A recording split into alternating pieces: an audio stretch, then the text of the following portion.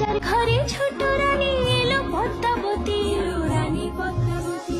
রাজার আরো 6টি রানীর ছিল না সন্তান, পদ্মাবতীর কোলালোতে মিলল সমাধান। বছর যেতে জন্ম নিল 7 ছেলে 1 মেয়ে, হয় খুশির আকাশ হঠাৎ কালো মেঘে গেল ছেয়ে। হিংসেতে যায় জ্বলে পুড়ে বাকি 6টি রানী, যুক্তি করে ঘটায় ওরা 7 কুমারের হানি।